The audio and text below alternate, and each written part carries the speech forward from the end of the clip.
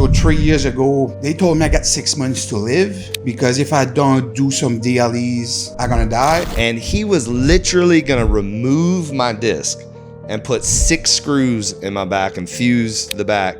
And then he was like, 6 months of rehab, you're gonna be in a wheelchair for 3, all this crazy stuff. So Florida, for orthopedic conditions and pain, that you can market stem cells and use them, regardless if it's FDA approved or not. Again, this just happened. This is fresh news, and we're just wrapping our mind around it right now. But it's really gonna allow us to bring it to a lot more people. They just came out with this study with sedentary 50-year-olds where they did 1 day a week of 4 minutes of max intensity, and they reversed people's heart age to 35. If you had asked me 10 years ago if we could really live till 150 years, I would have said no. But now, looking at my students' experiments, we can absolutely stop your aging now. I think we can rewind it now. And I can see his silly face, he's just looking at the paper and his face shut up. He said, something wrong. I said, what? This is not a good blood work. The one you gave me the first time or the one you gave me this one, something is not good. Changing that blood work that much will take me about 2 to 3 years of treating people. And he did that in 2 weeks. He was quite amazed. I'm Manning Sumner. I've lived my life by one motto, no days off. No days off is never taking a day off on you. It's a commitment to becoming your best self. Get ready to be inspired to do the same. This is the Big Dawgs with Manning Sumner. Gentlemen, welcome to the Big Dawgs. Thanks for having us. I got 2 big dogs, very obvious, 2 Dr. Big Dogs. So I'm gonna let y'all introduce yourselves, give a little bit of background just for the audience. And we'll start with Dr. Goddard. So my name's Sean Goddard. I'm an osteopath. I started training back in 2003 at Nova Southeastern University in Fort Lauderdale. That's what took me out of Tennessee, where I got a biochem degree, religious studies minor, mathematics minor. And then I had a break before medical school, and I taught ballroom dancing. That was interesting. But it taught me a lot about body mechanics and how if you do something every day, you can change your life. And that was very emphatic as we'll go on into what I do today. And then I went to med school. I got hurt right before medical school, and we'll go into those other details later. But did a fellowship in manipulation, did acupuncture training, trained in intravenous therapy, and the injections, regenerative injections, stem cell, PRP, and Prolo therapy. And I did family medicine residency, but never worked a day in my life in that field. Went straight out of training into my own practice, and that's basically right when I met you. And that was about 15 years ago. Yeah. So it's been a great journey. Now have 4 practices, writing a book right now, and teach at conferences. And just, I love what I do, and I'm happy that we get people better. And it's great to see that. Awesome. All right. Dr. Ross? Well, my name is Duncan Ross. I'm the CEO of Kimera Labs. It's a 27,000 square foot laboratory out in Miramar, Florida. It's just about 20 miles from here. 50 employees. Whenever I see a great big warehouse like this, I get very excited. That's my kind of thing. I make exosomes from mesenchymal stem cells. I got into that because my father had leukemia in 2004. I had been accepted to medical school before that, but didn't go. Put myself back into graduate school, got a PhD in biochemistry, and then another one in immunology, and then started my own lab when I got out doing cellular therapies. And so here we are now. I have FDA approval for intravenous administration for clinical trials, and we're trying to bring those trials through. But now there's a new law that we're going to talk about today, saying that stem cells are legal in Florida.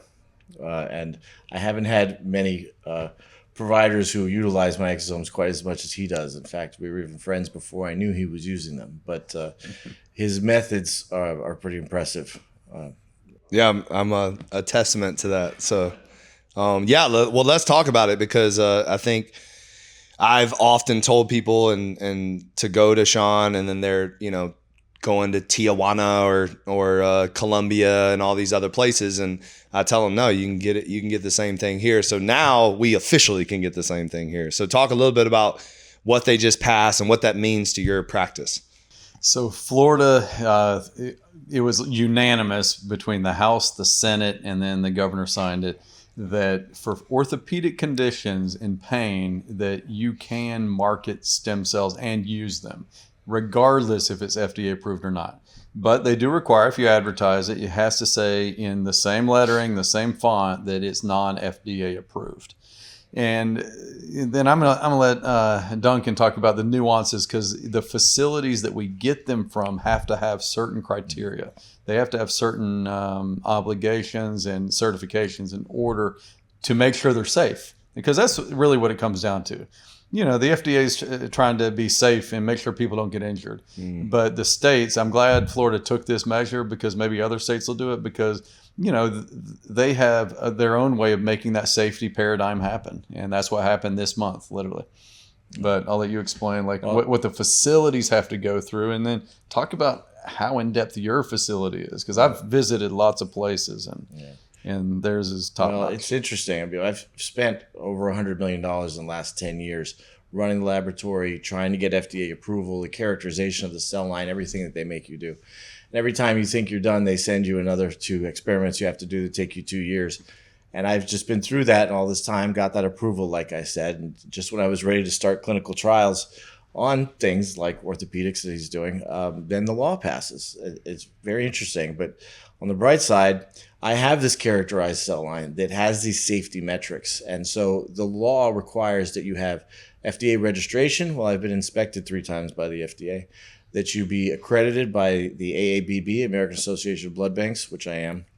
And that you can demonstrate that the product is safe, and I can do that too. So again, this just happened. This is fresh news, and we're just wrapping our mind around it right now. But it's really going to allow us to bring it to a lot more people.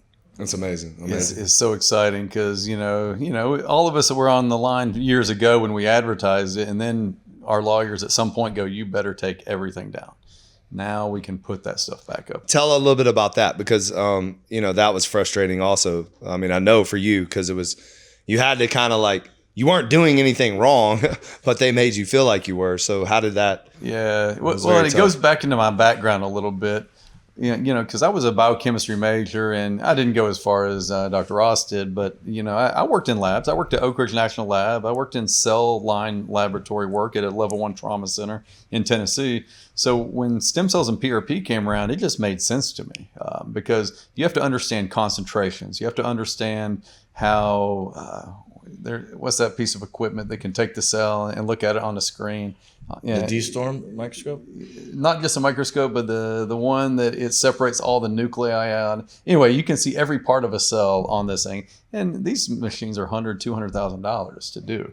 And then these companies come out with PRP. They're like, "Oh, we can separate all your cells." I'm like, "No, you can't. It's impossible." And so luckily, I'm a critical mind. So I sat there and I wanted to find the best PRP.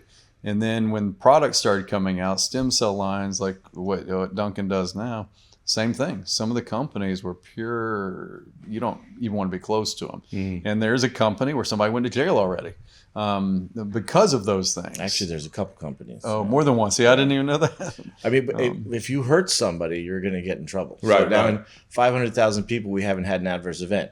He doesn't have adverse events. These people get better. All of that matters. And you have to look at it. The FDA is regulating you, but there's also the judicial system. If somebody sues you and has credible ability to shut you down, then you'll be shut down. The judge doesn't care what the FDA says. The judge wants to see whether you're safe or not. Right. And so he has that background, and I have that background, and I've had competitors sue me. But when we get to the judge and we have all the background, it says, okay, they're fine. And what is the main differentiation between all these people going to these clinics in Medellin and Tijuana and things like that, and where people say, I mean, I just saw another one in Costa Rica and all this stuff. Why are people going there? Well, I'll start advertising for one, because I had one of somebody that, physical therapist that refers me a lot of people. He's like, "Look, you don't have anything on your website talking about this," and they're looking at Panama, Tijuana. They could actually talk about it. Right.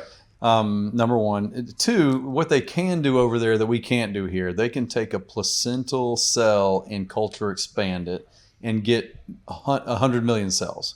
We can't do that here. Now, you can do what he's doing and take the cell and get the exosome out of it. But for IV stuff, okay, you know what? It not as big of a deal. Whether I don't know your take on it, but there's big arguments in the field whether cells or exosomes purely. There's better. benefits to both, and you have to be able to wrap your mind around it. And he has that experience. I have that experience. We can expand those cells now as per this law. That's so we can do that now. Yes, that's right. Okay, so the new law. I'm telling you, this is so new. fresh that he hasn't even wrapped his mind around it yet. But he's right that the advertising is what it was. And, some of the big ones, Panama, for instance, you mentioned, Neil Riordan, he's an American PhD. He went down there because he said, I want to do this. Mm-hmm. And the FDA kicked him out of Texas. And he's had great success, actually. I was gambling with him the other day, and he was throwing out money like it was hard. Well, correct me if I'm wrong. A lot of the scientists that started other places came from Panama. Yeah, like he was the pioneer, and they came out of that. Mm-hmm. Right. So with these things, it's funny. You've always thought about Florida, and I was born here, and I'm half Latin, so I can say this. You always thought of Florida as a third world, right? And people were going to third world to get their stem cells. Well, now people can come here. They can come to the third world. Yeah. Well, Miami's never been part of the U.S. So. That's what I mean. Exactly. Yeah. Exactly. Well, then doing musculoskeletal. Compared to doing IV stuff, it's a lot different too. And I'm sure we'll talk about, your back and where you went through with this, because a lot of people say, "Oh, I'm gonna fix your shoulder tear, your labrum tear, your arthritis, and I'm gonna give you an IV, or I'm gonna give you intramuscular." Well, it helps overall inflammation, and you may feel better, but that's not fixing the injury. There was a professional player. He went overseas. He tore up his knee. Went overseas, did an IV. Felt phenomenal. 2 games later, completely destroyed his knee and had to have complete reconstruction because it wasn't a direct injection to try to fix that tissue. And that's the nuance of what we do. And that's where, I've been trying to get across that point. It's taken me 15 years, really. I've been giving lectures in the past few years and really refining my thought process and even trademarked a procedure term to try to differentiate us. And it's called the Polygraph procedure. And that's the all-encompassing, comprehensive way to inject a joint, a back, whatever it might be. Mm-hmm. Now, there's 3 ways to inject for musculoskeletal. There's joint injections. There's spot injections, which are, hey, is that hurt here? Let's inject there. There's one tendon injury here, so let me inject that. Or we say, well, what caused these injuries? Well, it was the instability. We need to get the microtissue, the capsule, the ligaments, the connective tissue. We need to strengthen that and inject your injuries. Mm-hmm. And that's where I've really evolved my thinking into that. And then we say, what do we inject? And that's where we are now. The delivery is what he's got. For instance, my girlfriend broke her clavicle. He grew that bone back using my product, but delivering it where it needed to be delivered. Yeah, I think that's the biggest difference that I always try to tell people when it comes to what Sean does versus other doctors is the way he injects. It's talk a little bit about that, because you're kind of a savant when it comes to that. Yeah, when we first started, it was your voodoo. Now at least it's turning into more mainstream. Exactly. Well, so there's 3 parts to success when it comes to injuries and injecting stem cells, PRP, whatever it might be, regenerative wise. And the first is the technique of the injection. Okay, are you putting the needle in the right place? 2 is the product. Is the product good? Is it great, actually? And then the third, the smaller part, but there is a portion of the person's body, their chemistry, whether they have toxins, genetics, that I've seen some people not have the reaction that I would have expected. But let's go back to the first, because the technique is the key factor in most things. And I came out of prolotherapy. So right before medical school, 1 month before, I got hit in the face, knocked my teeth backwards, had to have them wired together, started having headache. Never had pain in my life. Now I'm having headaches like this and this 24 hours a day. And after the prescription of hydrocodone wore out, I was like, well, let me pop something else. So I was taking 12 Motrin a day. And then I went to medical school. And all of a sudden, then I'm in class from 8 till 5 or 6, and then I'm studying, and then I'm not sleeping because of the pain. I'm popping these. I'm hurting my stomach. And I went the complete traditional route. I went through physical therapy, went to maxillofacial surgeons, went to dentists, let them shave my teeth down, and my pain was still there, had injections, all kinds of stuff. And finally, 4 months in, I went to an osteopathic school. Well, somebody said, you need to try this manipulation. They have a clinic here. I went in, and there's an older doc there that had done craniosacral for 50 years. And for the first time without medicine after that day, I had no pain for 24 hours. Well, that started me to think, well, why? Why don't we hear about this? Why didn't any of the surgeons tell me about this, the dentists? So I came from that same critical mindset that people are coming from now. And I won't go into the full story. I have it other places, but I went through that process. I had injections into my jaw, started with prolotherapy, and then it went into PRP and stem cell, and then I had acupuncture. Those were the three things that got me better.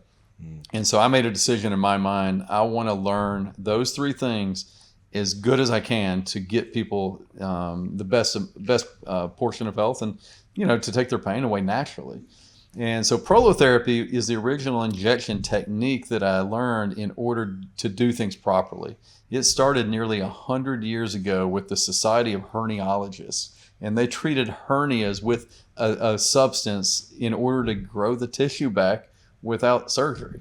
And then it got into the injections for pain. 1937, the first documented case of publishing in prolotherapy for the TMJ was done in JAMA, out of all places. But why isn't that out there? It never took on. There were books written about this in the 1950s. And now it's been amplified. And then as the biologics came out, it made more sense. PRP, stem cell, people can relate. PRP came out of heart surgery and dentistry. It would heal open heart surgeries faster, and then dentistry, it could help the bone grow faster. But the prolotherapy technique was the theory that the whole joint is the instability of the joint's the problem. Then we have to inject your injuries as well. Then you get better long-term results. So I took that philosophy, and I went to, even in medical school, I started taking courses. And then when I got out, I found guys that I thought were the best, and I spent months with them. They were doing these injections since the 1970s, and I saw people getting out of wheelchairs and other kind of crazy things with chemicals only. And we'll kind of talk about that with your back a little bit, because that's what I started with. Right. But now that we have PRP and stem cell, we can get better results without as much of the headache and pain that we went through.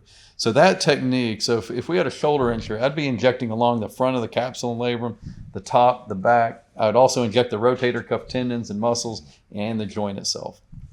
And it creates a lot more inflammation, a lot more pain, and the recovery feels like a surgery. I mean, you just went through your shoulder with it, and it's kind of frustrating sometimes. Yeah. But that, if you are patient enough, the healing effect happens because you go through acute inflammation for 2 weeks. That goes down, then you go into tissue remodeling, and your body builds new tissue, and that can take 6 months, a year, even 2 years. With some of the stem cell research, they showed that the T cells that we want in the body, they get activated, and they're active for 2 years after.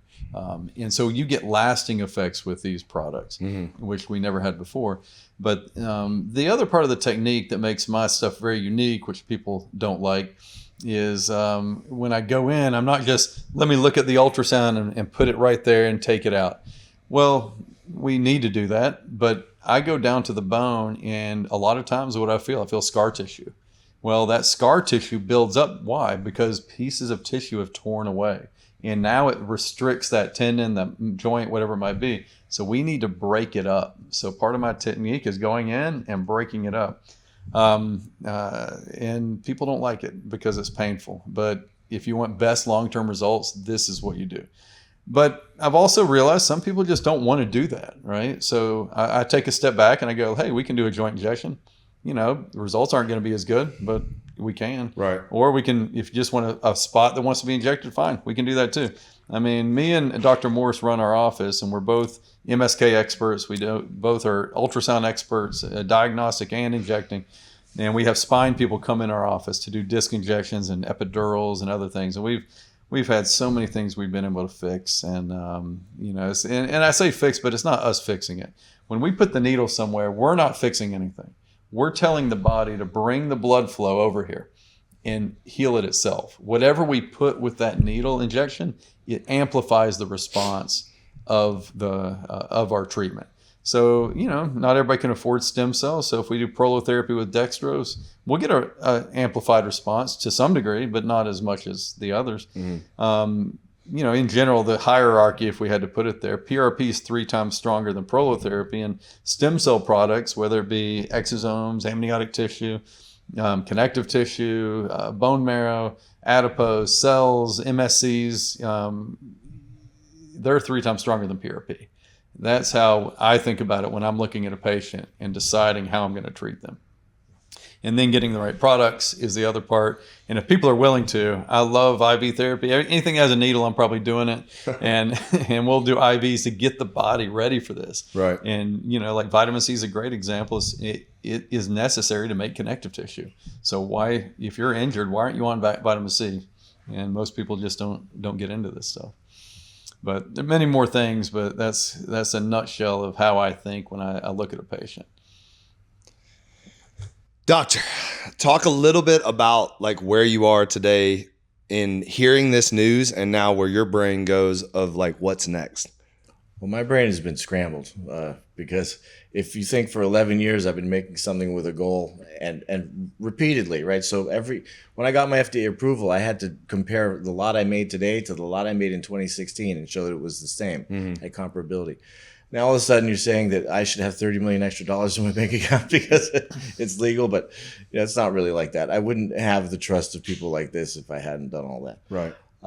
So now, we were just chosen as one of the top teams in the X Prize. So that required that I rewind your aging. Well, I was going to have to do that in the Bahamas, and I had a clinic there set up to do that. Well, now you ask yourself, well, it looks like I can do it here. So we'll call that. I had grown up as a professional tennis player. I stopped playing, and over 20, 30 years, I kind of lost my timing. By doing this X Prize protocol, which involves focused ultrasound to the hypothalamus, exosomes IV, suddenly I started noticing I could do things. Like I could jump up and down off my boat without slipping.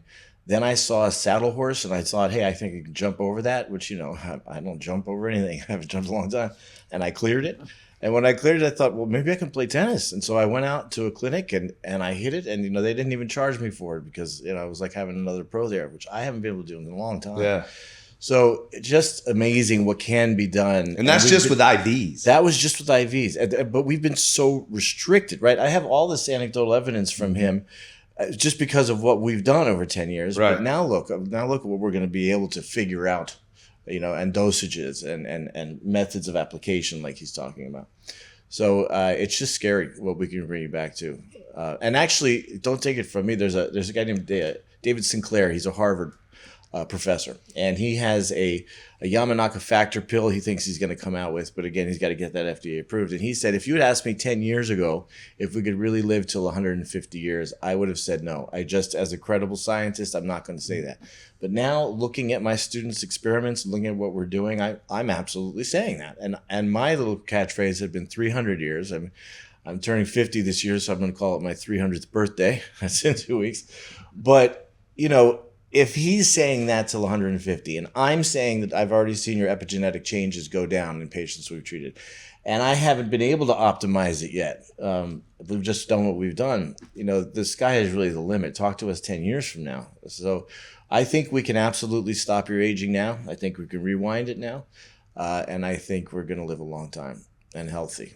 Right. That's amazing. Mm-hmm. Well, to amplify that point, if people would have known me, you probably don't remember what I look like, and I'm glad you don't think like that.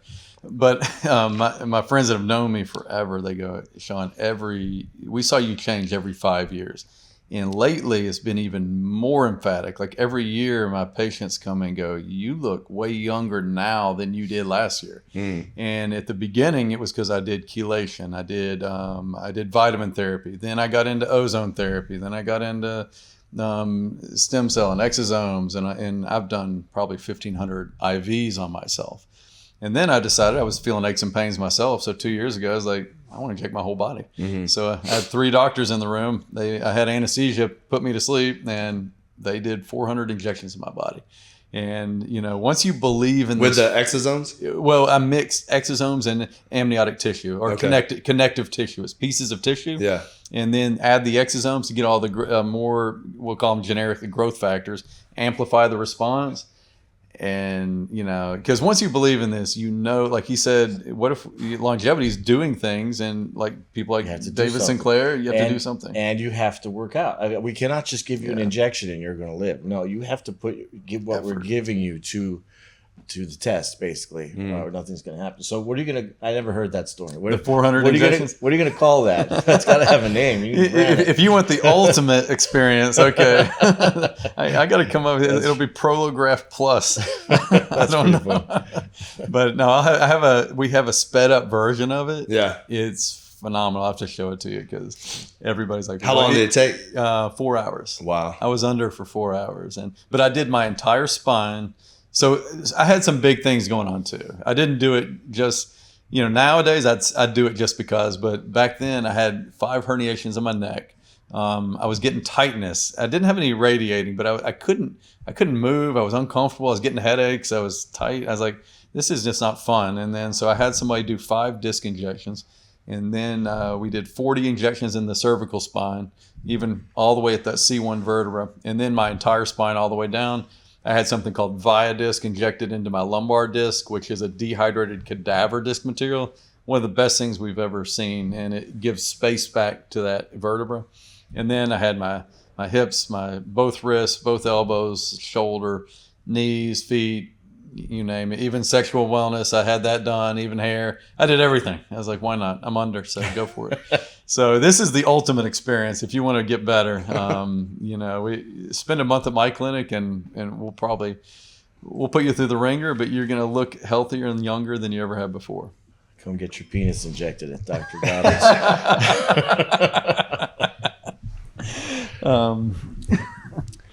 So what happened to you now? Yeah, so I met Sean. The reason why he's sitting here is I was in an elevator at Quantum on the Bay walking my 2 pit bulls, and I was coming out, and he was like, you're hurt. And I would look behind, I was like, what? And he's like, is your back hurt? And I was like, yeah, how'd you know that? And he's like, I could tell by the way you're walking. He'd come up and stick his thumb in your back. Yeah, like he's always like touching. That, yeah. And he's like, and I told him, what was going on. And he said, I can fix you. And at that time, I was in 24-hour pain. So like, if I was sitting right here, I'd have shooting pain going from my right hip all the way down to my toes, like constantly. And I tell people all the time, the only time I wasn't in pain was working out, having sex, or sleeping. Those are the only 3 things. And unfortunately, you can't really do all of those all the time. So I used to tell them all the time, I was like, if somebody had a pill, whatever happens when we have sex, then we would all not be in pain. But yeah, I think it's oxytocin. But anyways, we can get the trope. Yeah, I know, right? So he literally came over to my apartment that night. And he injected my spine. I think he did like 50 something injections. It was a lot. Yeah, it was a lot. And I mean, needles were this long, and it was like volcanic ash or something crazy. It was old school Prolo. Old school Prolo therapy that I learned from these guys, and it works. But I'll let him finish it. Yeah, and so he tells me, he's like, look, you're gonna hate my guts in the morning. Like, you're gonna feel worse than you ever have. And I'm thinking to myself, I'm in 24-hour pain, so there's no way I can feel worse. Sure enough, I wake up the next day and I felt like death, like hell. Like I could barely move. I was like in so much, it created so much inflammation. So I call him up and I'm like, what the hell did you do to me? You weren't quite saying that. I cussed him out basically. Yeah, he's like, remember, he's a stranger, so we don't even know each other. So I was like, what the hell did you do to me? And he, the cool thing about Sean is he was very calm, very understanding. And he was just like, listen, I hear you. I totally understand. He goes, give it 3 days. He goes, trust me, give it 3 days. And it was really just the way he reacted to my madness. I listened and I was like, okay. And I kid you not, on day 3, 0 pain, like no pain. And not only that, I was like, moving. I was like, hey, I was like, and I'm super athletic. And at the time I was into martial arts. So, that was the stupid part is I was like, I'm free. I was like, so I just jumped right back into being me. And it lasted for about 1.5 years, I think. And then probably. Well, we did 3, just a reminder, we did 3 procedures. Okay. Fairly close together at the beginning. But step back a minute and tell everybody about what the surgeon said. Well, yeah. And how many surgeons you saw. Yeah. So what's interesting about this is that I had already scheduled surgery. So I believe I met Sean in July or around there, and I had scheduled surgery for August 18th. I'll never forget it, because it was a month after my birthday.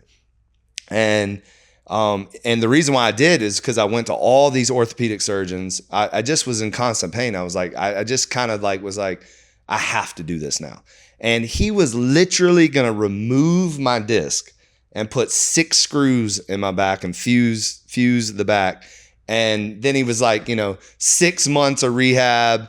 You're going to be in a wheelchair for 3, all this crazy stuff. So I mean, to this day, I tell people that, Sean, he didn't save my life. He saved my quality of life. Like I truly believe like I'm forever in debt to him for saving my quality of life, because I would not be where I am today if I would have done surgery. I probably would be addicted to painkillers and probably losing my mind. So, and that surgeon, yeah. He wasn't some guy in a shack. He was well known. It was the top surgeon at Miami.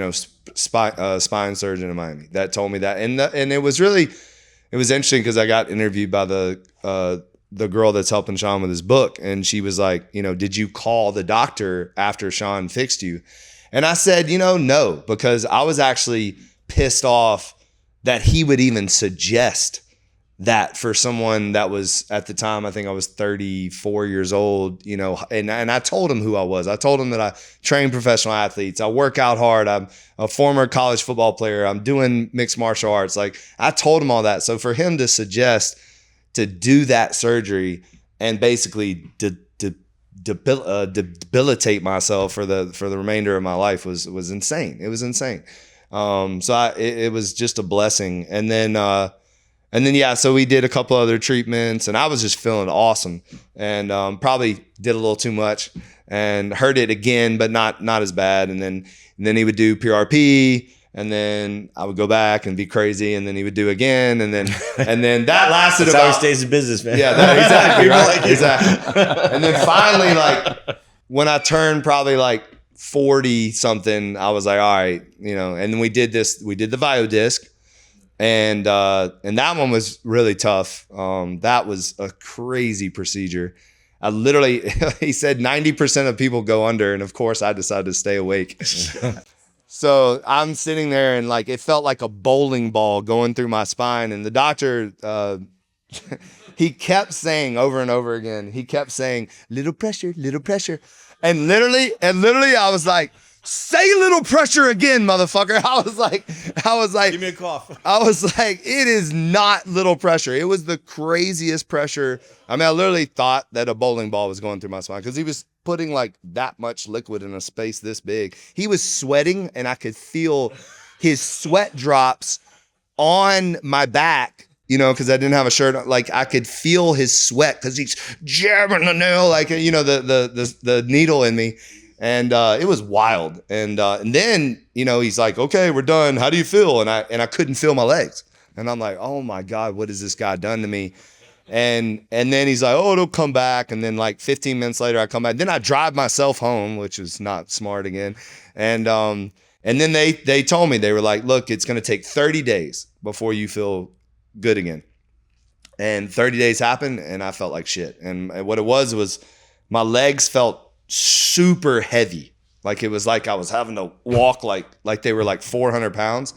And I was getting very frustrated. And then day 38, it was the same thing, like with Sean. Day 38, I was like light, and I woke up and I was like, ooh, and then I felt great. And that actually has lasted pretty much until today. I did have a little hiccup because I have been taken off of my shoulder so much.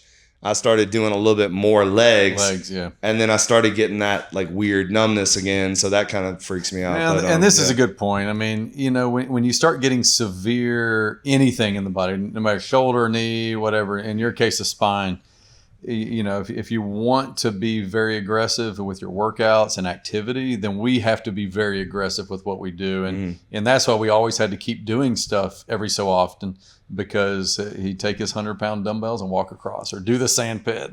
But finally, when we end up getting to stem cell, you basically had everything that I do.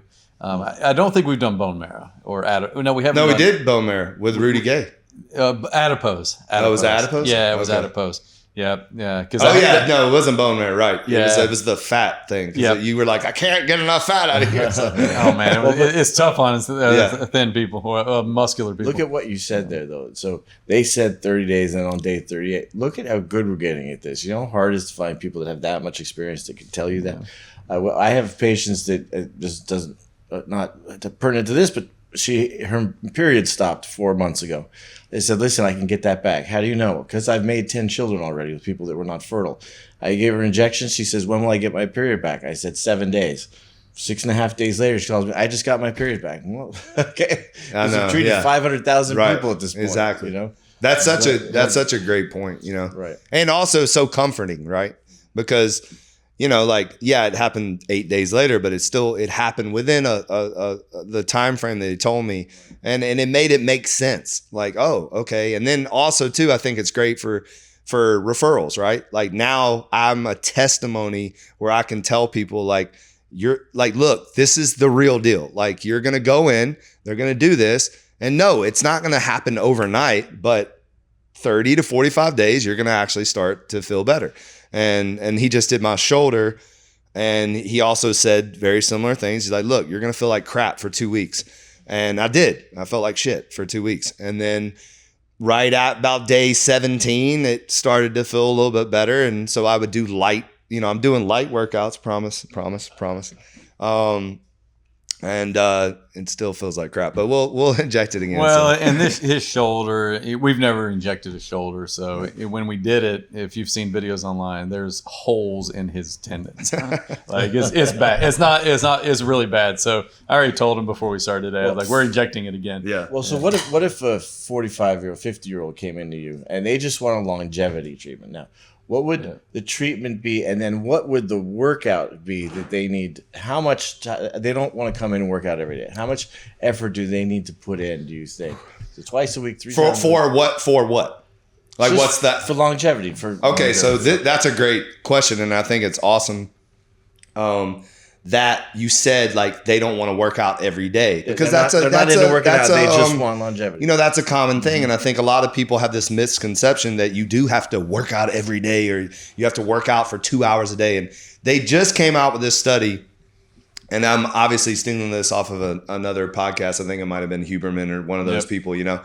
But they did a study with sedentary 50-year-olds where they did 1 day a week of 4 minutes of max intensity, so 90%, you know, heart rate or more, with 3 minute moderate intensity, so more like 40 to 60% heart rate, 4 sets, 1 day a week for 12 weeks, and they reverse people's heart age to 35. That's amazing. Yeah, and that's all. They did a little bit of resistance training as well.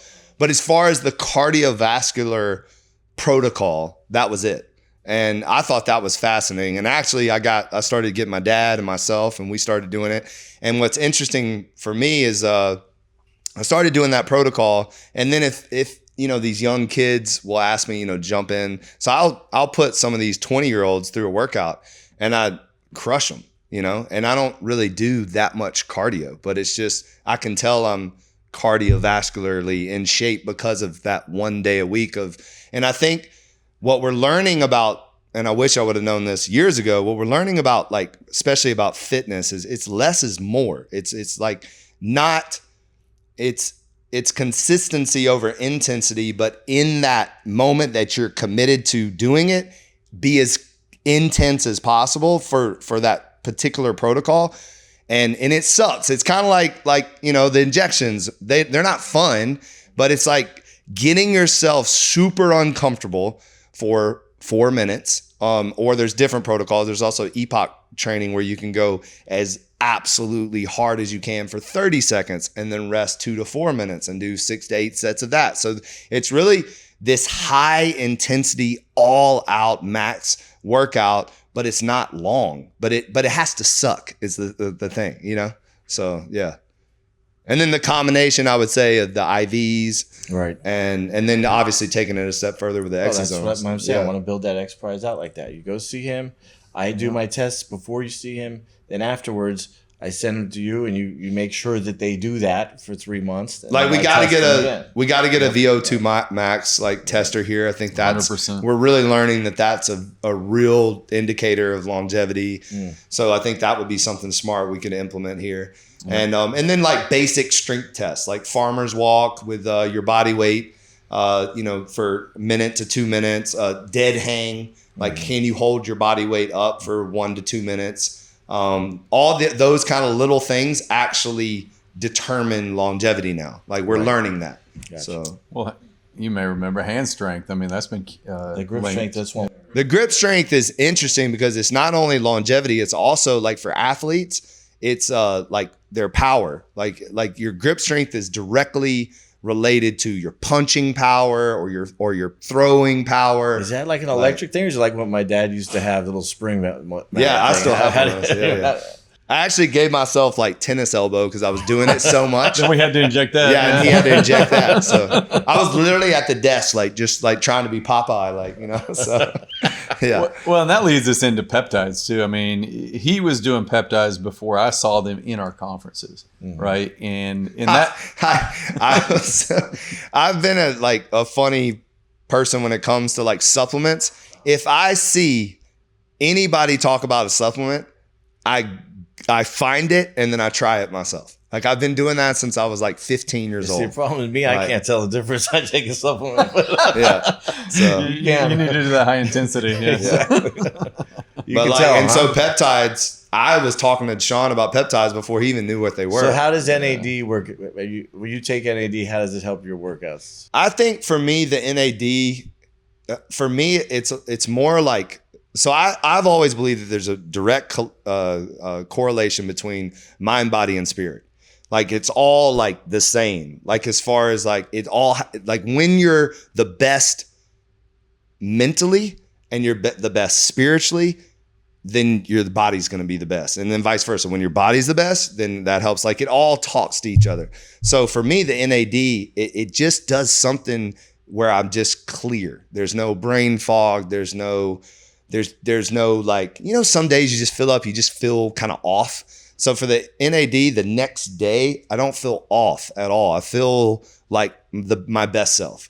And it gives me that extra like kind of, I don't like the word energy because I think that's associated with like, caffeine or something, but it's more of like a sense of well-being that goes beyond that caffeine feeling. It's more of a like a clarity. And then whenever you have this clarity of mind, you're just able to push through and motivate yourself to go for it when it comes to working out. I don't know. Well, and I like to categorize it. What does NAD do? It's a mitochondrial stimulator, right? And then I think what else does that? Well, methylene blue can do that. And then even ozone has obviously direct pathway with oxygen to the mitochondria, but we've seen it affect the NAD pathway. And what I typically see is that clarity of mind. And that's how I separate. When I'm thinking about IVs, how do we categorize them, right? I mean, they can be, I think, mitochondrial stimulators. If you just want to come in and you don't want to do any testing, okay, we need some basic blood work to get started. Well, we're going to do NAD, we're going to do methylene blue, we're going to do ozone. Why? Because I know that's going to make you better. And you're going to either play better as an athlete or you're going to function better as a person at work, at home, whatever it might be. What was it? What was the very first stem cell IV we did together? The name of it? No, just the type. Was it exosomes? No. The very first one was mesenchymal stem cells, and I want to sidebar here for a minute because everybody calls it a stem cell, and I don't know if I've really talked to you about this, but there was a researcher that coined the term mesenchymal stem cell. His name was PhD Arnold Kaplan, Case Western University. And super smart guy, but in 2017, through his research, he goes, you know what? It's not really a stem cell. It's a signaling cell because we found that this cell in the body, it doesn't become a new piece of tissue, a new tissue. It releases something called an exosome, growth factor, exosome. And that is what signals your tissue-specific stem cells to work. And unfortunately, the word stem cell got started in the 90s, so everybody wants to call it that. I don't know if you agree with me on that. I'm going to call it a stem cell now. Okay. Yeah. Because Well, I think personally, it carries more weight when you call it a stem cell. I don't know what you're talking about. I call bullshit. No, he's got a point. And the issue is that when you're growing, that's absolutely a stem cell. It is controlling the growth of all the cells around you. What he's saying is when you take those cells, just inject them into the knee, they're not going to change into cartilage. But they will signal still the cells around you to make cartilage be made. So that's why I transferred to exosomes. I didn't know anything about exosomes in 2014. Nobody did either. I was doing cells. But I started seeing in my cultures that just the secretions, the exosomes, were doing the same, if not better than the cells. And I started testing that in humans with COPD and seeing better outcomes with just the exosomes. So it's definitely, and that's why he changed the name to medicinal signaling cell. But if you take a fibroblast or some other cell, it's not going to signal any regeneration. So it's definitely working as a stem cell, but through signaling. Yeah. The reason why I brought it up is and it's never happened to me since, but the very first time we did whatever you want to call it, stem cell IV, I literally, have you ever seen the movie Limitless? Yeah. So many people say, oh, you're like Limitless. The next day, I swear to God, I felt like that. Yeah. And it only lasted for one day. Right. But I mean, I called Sean. I was like, what the hell did you do to me? Like, I woke up. His pain went away, everything. I woke up like I was Franken. Like I came out of bed and I was like literally, like it was wild. I felt like Superman. There's something else that I'm going to ask you. Is that all you felt? Because this is how I figured out the dosage of stem cells and exosomes. Okay. That's all you felt? Did you feel anything else? Well, I had that already. So yeah, we had this doctor on and we were talking about nocturnal erections, right? And he was like, his explanation was that is a measurement to longevity. It's like the longer you have a nocturnal erection, which, by the way, sometimes when it wakes you up, it's and your wife's asleep. It's not fun. You know? It's not fun. Baby, to your point, we need something. We're gonna need you to wake up. So, to your point, where's the melatonin? When I started doing this, I'd give the guy only 1 million cells, saw what it was. I gave him 7 million, 21, and then I started seeing. And that was the outcome that they'd say. Say, I'm waking up erect when I wasn't before. So the number of exosomes that are in a 5 ml Luxeer Plus is the number of exosomes that 21 million cells secrete, such that a man will start waking up erect. That's how I came up with the dosage. Okay. And it's so strong that I don't do it every month because of what you just said. I do it every 3 months. Yeah. If I do it every month, I'm like, what are you doing, man? I already dealt with you. You know, it's like the wind hits it and you're like, yeah.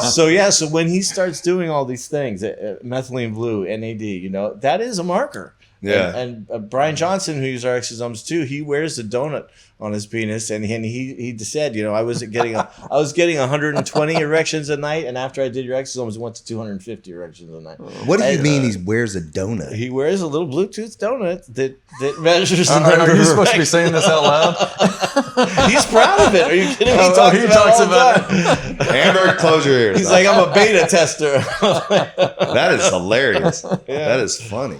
Wow. All kinds of stuff out there. I mean, you know, for me, if people come in, I love to do a very in-depth blood work, traditional blood work, in 20 vials of blood.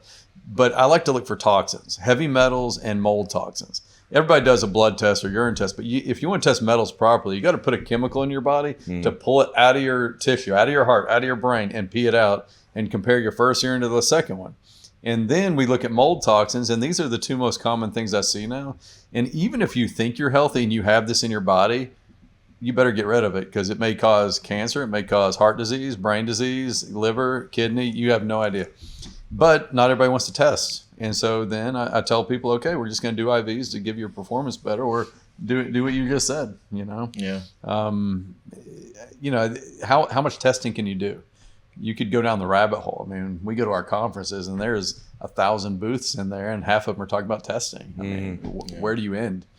So I think, you know, we got to go back to clinical judgment too. We just got to talk to somebody and listen. I think that's kind of lost in medicine. And that's the frustrating thing I think that we're not talking about is like when you go to a doctor and you tell them what's wrong with you and they don't ask you what your lifestyle is, there's a problem with that.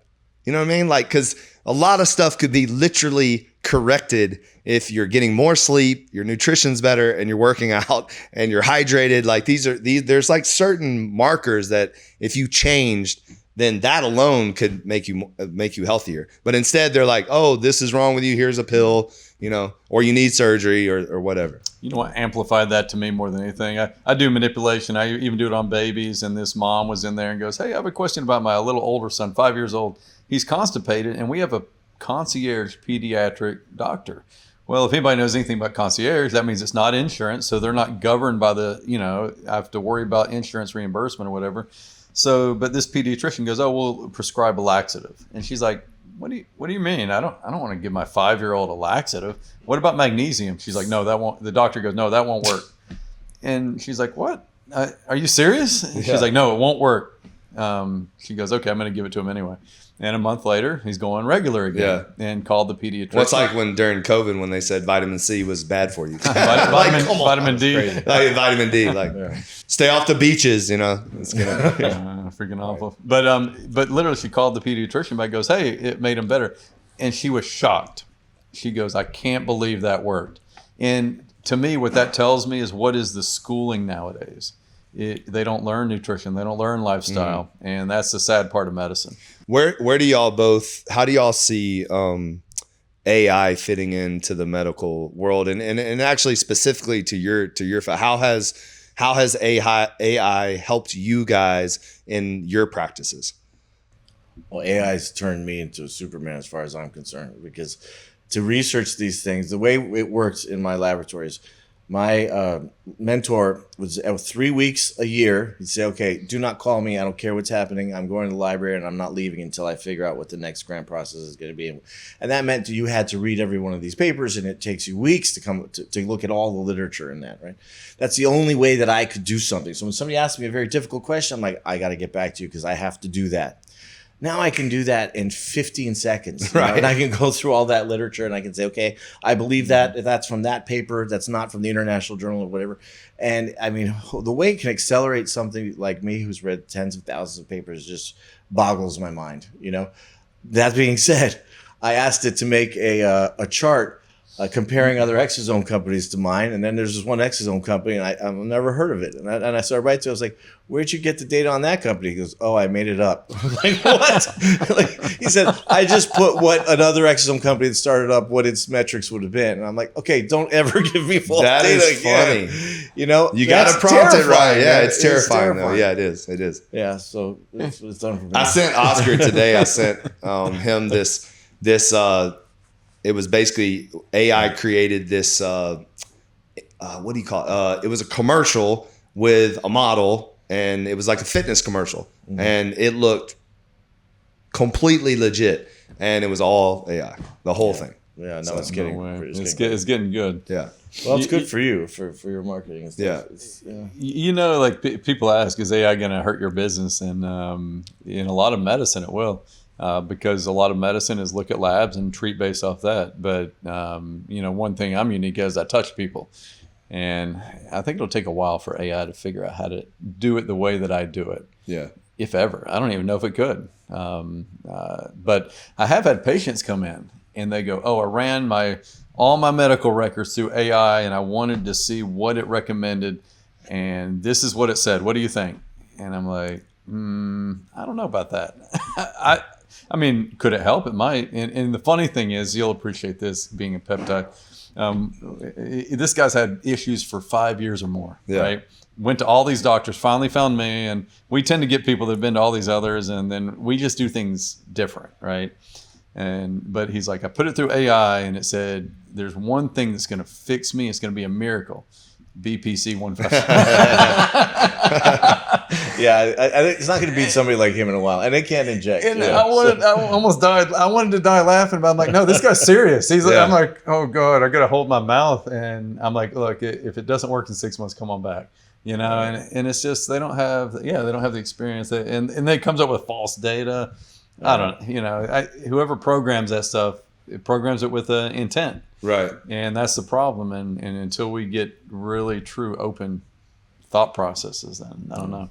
Well, I think for someone like you, you're not going to be replaced. Like you're replaceable. So Yeah, and there's things like I wanted to say, what's the difference between what we could do here in Florida, what you could do in Panama? Well, I can get reagents here that you can't get there.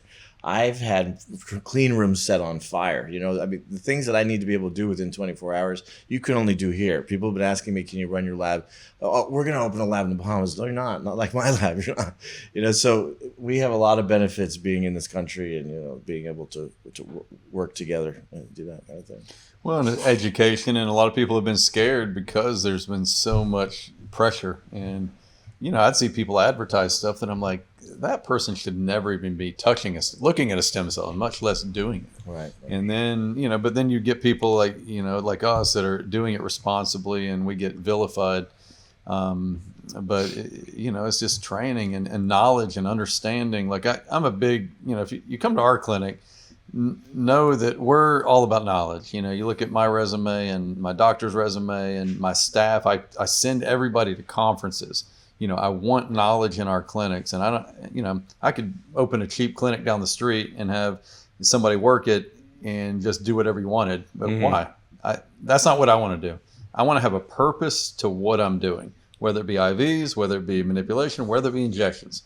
And I want to know what the outcome is as best as possible. Medicine's not 100%, and I wish it was. The biggest thing I want in the medical field with the injections of what I do is to be a go-between okay, therapy's not working, your doctor, thinking about referring you to surgeon, will be the go-between. I had one patient come to me in a wheelchair because of pain in her calf. Like she's like, this is the worst pain I've had in my life. I can't function at all. And I treated her and her husband for other things, came in. And I'm like, this is pretty bad. It could be compartment syndrome. There's some other things. I'm like, go to the ER. And she went there, came back 2 hours later. They kicked me out. They said it's fine. It's just my back. So I said, well, go see a spinal. It's so bad. Wait a minute. They said it's her back, and she had pain in her calf. And it was they were right. Oh, okay. But I had to make sure it wasn't. There's something called compartment syndrome that you have to open up that. It's called a compartment muscle in the calf. If you don't, you could actually have dead tissue. So they ruled that out, and then they said, okay, go see us. And her pain was so bad, I was like, look, I treat a lot of things, but people don't come to me like this, So I was like, go see a surgeon. She did. They recommended fusions, just like you. But she couldn't even walk, right? She was confined to that wheelchair. And so she came to see me after that. But in that room, she goes, so I think I'm going to try stem cell first. And he looked at her and goes, you have more money to waste than I do. Quote. That was a quote. And from the spine doctor. Spine surgeon. Yeah. She goes, okay, well, I'm going to go try it anyway. So she came to see me, and I was doing tissue graft with her, and that's what I did. Got her better. And she's better to this day. 6 years later, she doesn't have this problem. Oh, amazing. She went back to the doctor. That's why the reason that lady helping me write the book asked you that is because I told her about this lady. She went back there just to tell him. Yeah. So literally made an appointment, paid the fee, got in there. He walked in. She goes, I just wanted to let you know stem cells worked for me. He didn't say a word, turned around, left. And that was it. And yeah, that's why I'm not, because they don't give a shit. Like, they don't care. They don't care, but it proves a good point that, okay, why? And okay, granted, there's a lot of bad people doing it. And who knows? He may have seen a lot of people coming from very untrained people. Right. That had no results. Well, the way we do things, if you come to our clinic, know that I've researched and gone to training for 2 decades now on almost anything you can do with a needle into the body and how to do it the right way. Right. Yeah. There's a lot of fraud. I've assessed every other exosome competitor on the market, and there's no exosomes in them. And since you can't see an exosome, I can just sell you a vial of saline and get away with it because there's no regulation. So that happens rampantly. Wow. Like I said about the stem cells, I can make you a Frankenstein stem cell that doesn't do anything, or I can make you a pristine stem cell that cost me a lot of money to make. That's how I make it. But if you make it in South America, you have to use fetal calf serum, fetal human serum that's going to make you this Franken stem cell. So you got 300 million stem cells, but they were worthless. I mean, you could give them a lot less good stem cells and get the same outcome. So you have to know your provider. It can turn into zombie cells. Zombie cells, basically. They look like zombie cells. Do they? Yeah, they don't function at all. Like you can have a cell that looks perfect under the stain, but it doesn't work. Yeah. And that's where you have to know. Like when I use products from a company, I go to every single one. I talk to the owner and the scientist on every product I've ever used, and his facility is the top notch. Was what the stuff you put on my shoulder? Was that his stuff? It was a mix. Because when you did my shoulder, you showed me that was tissue. I'll mix it together most of the time. You want that matrix for a cell to hang on to. That's why he does that. But the exosomes you can't see, and so I have to have millions of dollars. Wait, weren't we on the phone with him before we shot my? No, that was Steve White. That was the guy that got me into PRP. Oh, okay. He's up in Jupiter, and but the tissue. The reason I like the tissue. So I got introduced to it. I was at the World Stem Cell Summit. Were you there in 2014? I think I was. Okay, I was there, and I was in the sports section, and I was listening to this doctor, and he was one of the docs for the San Antonio Spurs. Okay, and he was talking about this tissue, and I was like, that's interesting. But I left that and I go, if it's good enough for him to inject the Spurs players, it's good enough for me to inject. And then I found a guy locally injecting it. And so what is it again? So there's an amniotic sac around a baby. And every product we get in the U.S. is live birth C-sections, so everybody knows, we're not aborting babies or anything like that. The woman has to donate it. Unfortunately, she has to donate it and cannot sell it because of human trafficking. And people used to, unfortunately, enslave women to sell their fetuses. So they have to give it away, and then it has to go through a 60-page questionnaire, medical history clean, viral, all the, infections have to be clear. Right. No medicines. The pregnancy had to be perfect. Like, it goes through a big, long process. And so you bring that up, just know everything's clean. Right. And then they cut this tissue up, and it's physical pieces of tissue that you can see. So when it gets injected, it's like a scaffold, like a microsurgery, that when you inject it, this tissue stays there. The body grows new tissue on top of it. So you put it into an injured area, and it's going to grow on that tissue. So you're taking that and mixing it with exosomes? Yep. Yeah. So I'm the growth factors. Okay. And he's what the scaffold for the growth factors to function. So that's what was it was exosomes mixed with the tissue graft. Right. And then we inject it. And what are you calling that? Well, we just come up with a name for it? In general, we just call it allografts. Allograft. You got to come up with some better names for this stuff. I know. Like we'll call his IVs the boner makers, or something. See, this is the problem in medicine. We're not creative enough. We're totally not creative. Whatever ideas you have, that's why we'll come up with a few here. You're gonna make the little plugs. Look, Kimera Exosomes. You can come visit if you want, but I don't. That's. I'm already seeing y'all's ads though. I'm seeing like a guy with a cape on and just a big erection, and he's like, well, no, my thing is called my thing's called Play Forever. Okay, and that means play tennis or be a player. You see him like Kimera, Now, and that's actually an interesting thing. So, because and you can drive by his freaking house. One of the richest men ever was the guy that created Viagra.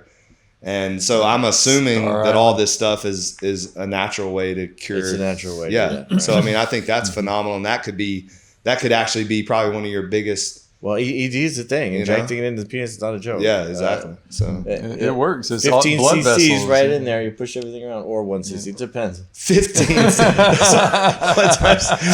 Sometimes somebody told me their protocol. They said, because normally other guys are doing 1 cc on one side, 1 cc on the other. That's what I had heard. That's the way to do it. And so I'm sitting there, and they go, I put 15. Take your 5 cc's, put 10 cc's, and inject 15 cc's. I go, 15 cc's. That wouldn't fit. Well, yeah, it would. It would fit. It depends on what mood I'm in. What is this? Are you allowed to talk about the little experiment that you're doing with what? With Branson or no? With Branson? Yeah. Oh yeah. So that's These neurologists I work with in LA came up with this concept. These are really brilliant guys. And the kind of testing they do, the Human Connectome Project, they can fly through your brain with functional MRI. It's crazy. And so they had been treating depression and things like that, giving my exosomes IV, and then focusing ultrasound to the frontal cortex. And you increase the blood flow. And the question was, are more exosomes crossing the blood-brain barrier? So Kimera paid for a study at the City of Hope. We took a rat. It's called Incinate. We incinerated one half of its brain, and lo and behold, 100 times more exosomes crossed right where we focused it. So, oh my gosh, this is like a eureka kind of a thing. Well, if you can focus it on the hypothalamus, convince your hypothalamus is young, your hypothalamus starts secreting the same growth factors you did, your pituitary gland does, as you were young. So we're going to regenerate you that way. So, okay, sign me up, because now I'd seen the data. Right. And then all that happened to me with being able to play tennis. But it's you're talking about limitless. There was before I did this and after I did this. And all of a sudden I'm like, oh shit, I could live till 300 years. I can play tennis. I'm not falling towards death anymore. Right, right. It's just crazy. The administration of it, I'm not sure if I said that right, but is just IVs. It's just IVs. Amazing. Okay. Yeah. Because he trying to get me to freaking stick a needle up my nose, and well, that's a quick and dirty way to do it. And you're lucky that he knows how to do it. I only know a few guys that know how to do that. It's wild. Well, yeah. I want to get somebody's off camera. I want to get on here a little bit. He's going to talk about his girlfriend, that Concussion, 216, and new person. Well, I had a girl, new person. You remember that actress that I sent you, Nanette? Yeah. She had a debilitating migraine this morning here during her physical therapy session. Yeah. And I was like, Sean can fix that. I'll call her. Yeah. Okay. Eric, thanks for popping in. Quickly introduce yourself. I'm Eric Chiasson. I'm coming from Canada, from New Brunswick. And our healthcare in Canada is very fun because it's free. When it's free, you get top quality of everything. So I've been kidney failure for maybe 5 years. So 3 years ago, they told me I got 6 months to live because if I don't do some dialysis, I'm going to die. And I refuse to do dialysis because I like to live, quality of life, travel. Dialysis for me is not an option. Right. I work self-employed all my life, having fun all my life. And not be able to work, it's not part of me. So I researched. So I found Sean. So we make an appointment. And I go meet him. And when I arrive at this door, I almost turn around. An osteopath. An osteopath in Canada is lower than a doctor. I left from Canada to come to Miami, drive 40 hours for drive, to come see an osteopath? Come on. I never researched osteopath. I researched him. Right. But I never researched the name of the clinic. But I said, I'm here. I'm going in. And my business partner was with me. So we go in. So there is very nice staff. So they bring us in the room. So we met Sean, Dr. Morris. There was another guy, I think. Another doc. He's not with us anymore. Yeah. Anyway, so we were trained in the room. And they asked me lots of questions for over 20 minutes. None of my doctor asked me those questions. They asked me none of them. And Canada we got good healthcare. It's fantastic. So, and after that, he turned around and he said, we're going to get out of the room and we'll be back. Maybe 5, 10, maybe 20 minutes. We're going to have a meeting when we come back. So when he get out, me and my partner would look around. I said, if somebody will save my life, it's going to be him. He said, I got the same guts feeling of you. So I think it was worth the drive. We drive 40 hours straight to get here. Yeah. So 20 minutes after, come back in. He said, I don't know if I can help you, but I could try. So the week after, I was there for what, month, 2 months? Stayed for about 2 months. 2 months, 3 months, something like that. And the roller coaster start. We do lots of IVs, ozone therapy, metallic blue. We did all lots of personal athlete. That's where I met you the first time. And he continued to treat me. So I keep to be stable. So I go home and I go see my family doctor. No, before of that, he asked me to go see a family doctor here when I arrived. Internal medicine specialist, actually. Yes. Yeah. To make sure he's on board with us. So I did go meet him. So the first time we arrived there, I was there for him for a week. I go meet that doctor, a very nice guy. It's not like my family doctor at home. Go see that family doctor. I was there for an hour. Ask him about my parents. I never seen that in my life. Don Home was not that way at all. But no, he was a very nice gentleman. We talked. He looked at the blood work. I left his office. We make an appointment for another 2 weeks after. So I left his office, continue my treatment, 5 days a week, 9 to 5. Every day I just use his office. 2 weeks after, I go see him. And I can see his face. He's just looking at the paper and his face shut up. He said, something wrong. I said, what? This is not a good blood work. The one you gave me the first time or the one you gave me this one, something is not good. Because it's so much improved in 2 weeks, it's not possible. Right. But she said, I don't know. We can't call his office. We're doing blood work and they send you a new copy. Come. So we call his office. Nelson answered the phone. So we checked with Nelson. Yes, it was the right blood work. And I was doing blood work almost every 2 days. So no, they said that's blood work. But he said, so he started to ask me what I was doing. I told him, said, I never hear that much stuff, but changing that blood work that much will take me about 2 to 3 years of treating people. And he did that in 2 weeks. He was quite amazed. Yeah. So I was continuing to get stable, maybe 1% more, but better. But I continued stable. I was okay with it. So after 3 months, I go home and I go see my family doctor and we start to discuss. He said, oh, don't talk to me. Don't tell me that.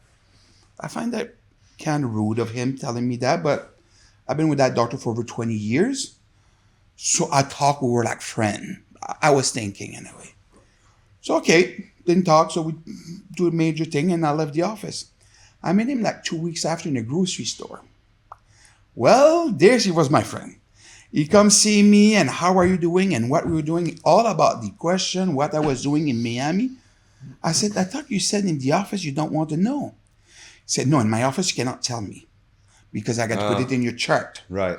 If I put it in your chart, you're not going to get treatment after that. Wow. But he said, now I'm not at the office. Tell me what you're doing. So I told him, he said, don't come to my office. Stay there. And don't ever tell nobody here what you're doing. Just keep that in the United States and keep it there. You're going to be fine. You're going to better service what you got there. So I continue treatment. And my mom, I see lots of people getting treatment and injection and seeing them getting better. But my mom is 76, 77 years old. And for 10 years, I see my mom drunk or drugs.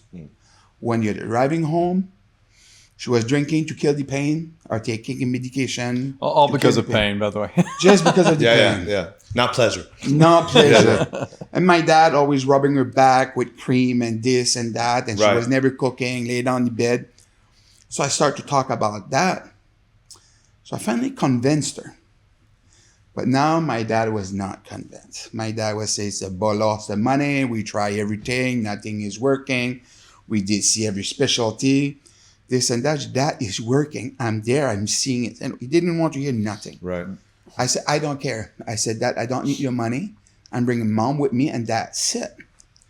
So we booked an appointment and I bring mom with me. So mom did come with me and she was there 6 weeks. No, she was only there 3 weeks. 3 weeks. Yeah. Yeah, 3 weeks. We did both knees, both hip, lower back, upper back, and 5 discs in 3 weeks. Yeah, just for some context, she had moderate to severe arthritis, one of the two, in both knees, both hips, and her spine, spinal stenosis, disc issues, and labrum tears, and meniscus tears. Oof.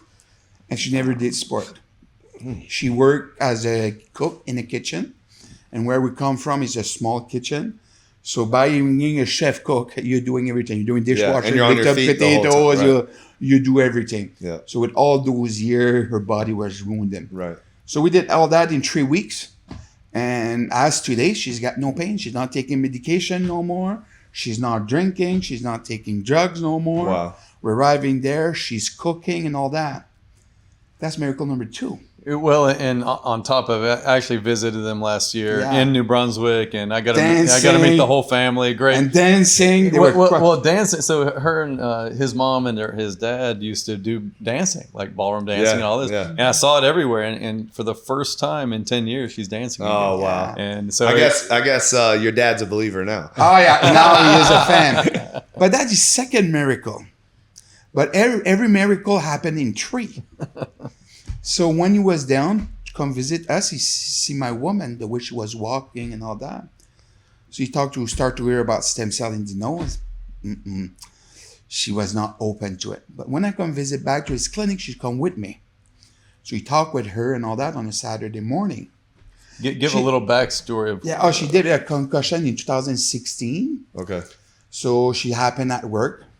Say in 2019, they pension her off. With 40% of her pension, go home, there's nothing we can do for you. So for 3 years, we did doctor, physio, eye doctor, nothing they can do. We did go to Orlando to the concussion clinic. That helped her a lot. We did one time, that helped her a lot. We did a second time, that improved her a lot. And after that, I filed defenses. So I was coming to Miami, so she did come. And on a Saturday, we were with Sean and Irina, and he started talking to her. You got to do stem cell nose, that will help you. So for her to get him out on his back, she said, I will do it next week. So let's go do it now. So she just agreed to do it next week. And now we said, let's go do it now. So he pushed her to the wall to go do it now. So she go do it now. She didn't have no choice now. And an hour after, we go walk in the wood. The last 9 years, she could not walk on uneven ground. She could not drive the car more than 10, 15 minutes. She cannot go where there's too much lights. And that is Up and down, all gone. up and down stairs. She had to hold on to somebody. So, yeah, she cannot do it. And that is all gone in an hour. It was miracle. And I'll tell you why. I'll let him finish. But that was number 4. So he helped us quite a lot on my family. Yeah. It was quite a journey. And on this trip, somebody worked more hard than that. So they invent a product for me. And Dr. Ross, does he want this? Is he here? Is he here? No? Is he right out there? I need to make sure he wants this on camera or not. But he made a specialized product. No, he's not. He's not? Okay. I think he's game for it. He's been game for everything else. It's a super concentrated exosome. Yeah. Like the most concentrated ever made. Okay. And so him and Sean talk about me, I don't know how many times. So Sean called me about 3 weeks ago. And I said, okay, so you got to come down for another week. I said, why? I said, I got something made up special. So he started telling me about the special dose. So this week was all about preparing my body for this special dose. And this week, we hit it hard, like I never think I will do it before, hitting like we did. And this treatment we did come ozone. And one day we did 50 pass of ozone. We did Ibu, Meta, which do so many high dose. It was incredible. But the funny part is Wednesday is the best feeling I never had in over 10 years. I said, I don't remember feeling like this for the last 10 years. Wow. And when I arrived Sunday, I was dead. I had no energy. I was walking the airport, dragging my feet, almost thinking to take a wheelchair. I was not good. Yeah. But now I'm fully energized, and we did that big heavy dose. 3 hours ago, we did this. Oh yeah. Okay. Yeah. Yep. And he hardly ever feels any treatment, so he didn't feel anything with this. But, we're looking forward. We're going to be monitoring blood work. We're going to be monitoring how he feels, and we're hoping to, you never know with this field. You never know when something could turn around. Yeah. As long as you're willing to try, and that's the biggest frustration that I see in the field. Some of my friends, I wouldn't treat that. Why not? Right. Why don't we try? I mean, somebody It's might better get than better. dying in 6 months, right? Yeah. So. Or even injuries. I'm just going to. Okay, sad story. We had a patient we talked to about doing hip injections. They're like, you know what? I'm just going to go do surgery instead. And I heard last night, had the surgery, an hour later, stroke. And the complications of surgery are so much worse than what we do. Right, You know, right. so why not try this first? And you know, Eric decided to trust me, and he would come down every few months just to do treatments. He's the only patient that's been to all 4 of my clinics. he spent time in each city for a while. Well, I also think it says a lot about you, Sean, because I love what you said, Eric, about like you had that gut feeling that he was going to heal you. I had the same. So the person writing his book asked me, why would you let a complete stranger inject your back 50 something times? Yeah. And I said, I've always carried myself with a lot of intuition and discernment. Me too. And I felt that you were the one, like, Yeah. you know, and it was really in the confidence in your voice, the confidence and calmness in your voice to say, I can heal you. And know, the I way can he fix talk, you. So, his mind is rolling. Yeah.